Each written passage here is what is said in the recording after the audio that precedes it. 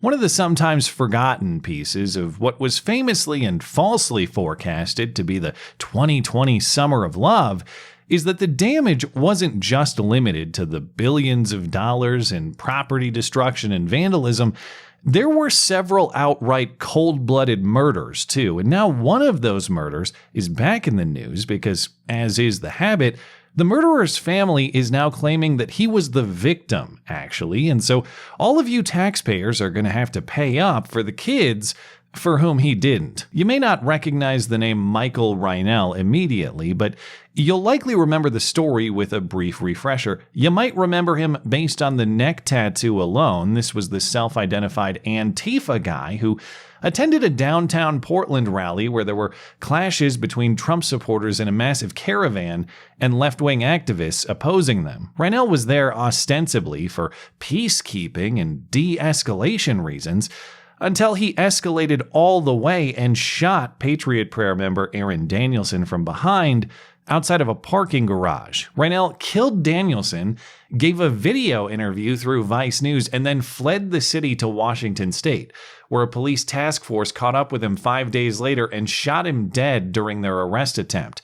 For the apparent failure to apprehend this killer without incident, Reinell's family is now trying to collect damages from the rest of us through a lawsuit against several government agencies and personnel. Before we get to the new stack of lies on which this lawsuit is built, recall the old stack of lies that led to this arrest attempt in the first place. When Vice News aired that interview, without assisting in his apprehension at all, by the way, though in fairness, that interview was before charges were filed by Multnomah County authorities in Oregon.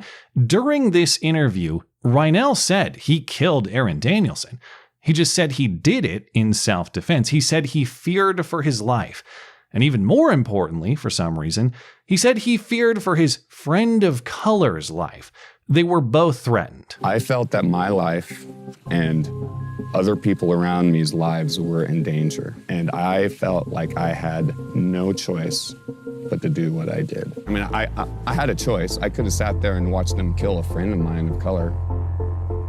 But I wasn't going to do that. As though the supposed color of this friend is at all relevant to the self-defense claim, but this friend's color is invisible, actually. This friend does not exist. He's imaginary. This friend does not appear in any of the video evidence of the crime. As far as I've seen, investigators never identified this person, but as part of this interview, Reinell said that Danielson threatened him and his imaginary black friend with a knife. Quote, "Had I stepped forward, he would have maced or stabbed me," Reinell said. The knife was also imaginary, though. Investigators found no knife on or near Danielson, and even that description, taken as true, still has problems for a self-defense claim. If I approached him, he would have retaliated. Well, perhaps so. The best strategy then is do not approach him. If I aggress upon him, he might react, is not a self-defense argument. And this claim of fearing for his life isn't particularly credible when, in the same interview, Reinell said the mere sight of trucks with flags makes him fear for his life. Because of all this, every time I see a big truck, especially with a flag on it, I immediately think that they're out to get me. But even that is far too much speculative detail. We don't have to infer that Michael Reinell murdered Aaron Danielson. It's all on video. This guy hid in a parking garage, waited for Danielson to pass, approached him from behind, and shot him dead without provocation. Every claim of self-defense was made up, unsubstantiated, and contrary to the video evidence. Tonight, new surveillance images unsealed by the courts appear to show accused gunman Michael Reinell waiting to ambush Jay Danielson in a parking garage. Danielson walking past with no apparent contact. Danielson appears to be holding a can of bear spray and a baton. Authorities say the next image shows Reinell emerging from the garage, reaching into a pocket in his waistband. Moments later, that shooting.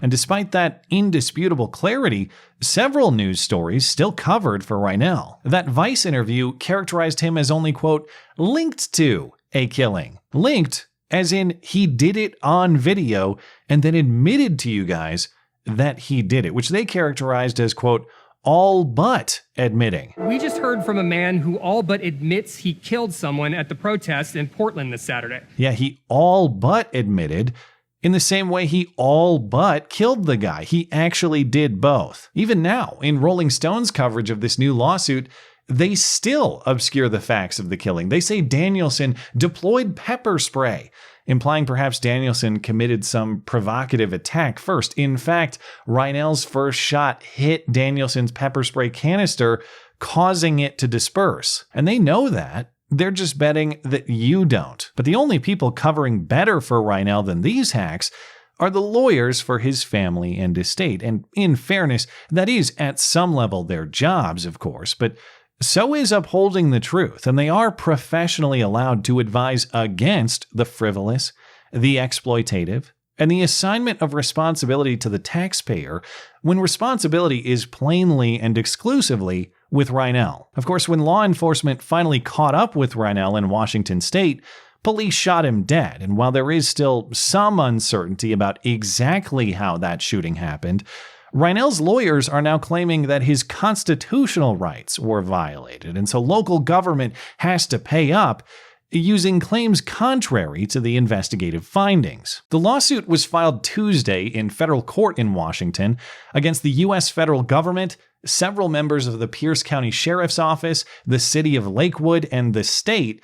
That's a lot to keep track of, so the lawyers make sure to be specific and use the proper pronouns for everyone involved, though they don't specify any for Michael Reinell, presumably because his are died/dead. The main substance of the suit is that Reinell's 4th and 14th Amendment rights were violated by an arrest attempt that lacked organization. The lawyers allege the police team had, quote, no plan to arrest Reinell without injury, and perhaps even intended to kill him from the start, as evidenced in part by the fact that their PowerPoint slides at the pre-arrest briefing were incomplete and even had a few question marks on them. They act like that's evidence of a lack of concern for detail. No, that's evidence of the facts at the time of the arrest. When police were briefed, the arrest warrant had yet to be issued, but was about to be issued imminently. It was filed in Multnomah County late in the day on September 3rd. Police made this arrest attempt under 2 hours later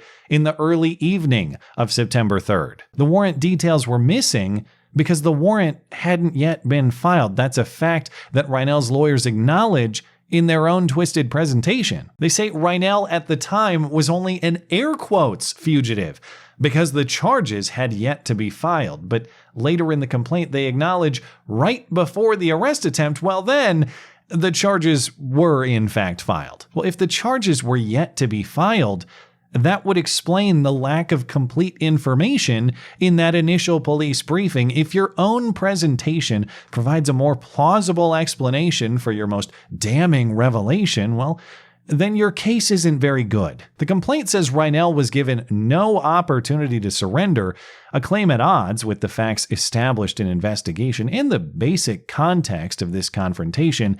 If Reinell intended to surrender to police, why did he flee the state? And even more importantly, if he intended to surrender to police, why did he pull a gun on them? Because that is the investigative finding per the sheriff's department, that Reinell at least likely fired first at police. This based on a .380 caliber shell casing found in his vehicle. In fairness, investigators were not able to find where that round landed, so it is possible the casing was just in his car from a prior discharge, but Reinell had a .380 on his person at the time. Witness accounts differ on the exact sequence of events, but several report, if not Reinell firing first, Reinell shooting at or pointing a gun at police. According to the arresting officers, Reinell was reaching for his gun at the time that he was shot. If the claim is no opportunity to surrender, perhaps a demonstration of an attempt to at any point would be helpful. But of course, that's not Reinell's fault either. Because after all, Reinell didn't know they were cops. He thought they were crazy right-wing extremists trying to murder him, his lawyers say, and not the other way around. that actually happened. But won't somebody please think of the children? That is the final emotional plea for this suit. You guys deprived 2 kids of their father, and for that, they need compensation and support. Yeah, would have been nice if their dad had supported them some, though, because based on the history, his absence sounds a lot safer, actually. Just a few months prior to his death, Michael Reinell was also wanted for failing to appear in court for a June instance of speed racing his teenage son at over 100 miles an hour on the interstate, with his young daughter in the car as a passenger. He had drugs and a Glock in the car too. Unclear if these are the same drugs that he apparently traded to his son for a gun, or at least attempted to, sending a text to his son on August 7th saying, quote, "Sell me a gun for a quarter pound of weed and $100. I need a piece now." And perhaps that deal materialized, because right after, his son's high school friends came over to the apartment for a celebratory smoke, an apparent ongoing activity for which Reinell's landlord was evicting him. Based on that pattern of behavior, Reinell's death probably kept his kids alive, actually. In another universe, they're splattered all over I-84, with the only silver lining that they were too secondhand high to comprehend or feel any of it. In that context, it is perfectly clear what this is. This is not about criminal justice, or the fulfillment of constitutional rights, or a respect for all of those rights that life entails. If it was, this family would be apologizing about the life that their father took in violation of those principles. This lawsuit is about nothing more than hooking the taxpayer to provide for a family that a terrible father failed. And while that circumstance for these children may well be deserving of sympathy and charity, acknowledgement of who created that circumstance is a necessary prerequisite for either. Dad did it, not society. But still, society at large is the target. This is not a lawsuit against the police officers involved. They personally will not pay a dime, nor should they, given the development of events. This is a lawsuit against you to pay the bills for Michael Reinell's failures, at least if you live in Washington state. But that, of course, is only if the lawsuit is successful. It is entirely possible, if not probable, that the suit is just dismissed outright because it's so preposterous. No more preposterous than the Times, though, I suppose, so I'll try not to be surprised with the future headline, "Cold-blooded murderer cashes in on your tax dollars from beyond the grave." I guess that's probably not even the worst use of your buck this week, actually, because just like his imaginary friend of color, at least that's transparent. And that's much more than we can say about the rest of the budget these days. Thanks as always for listening and for supporting this channel. Always appreciate that thoughtful discussion down below, and especially over on Minds, that is at ML Christiansen. You're always welcome to coming out and chat in my live streams. Those are linked down in the description. Looking forward to it. Goodbye.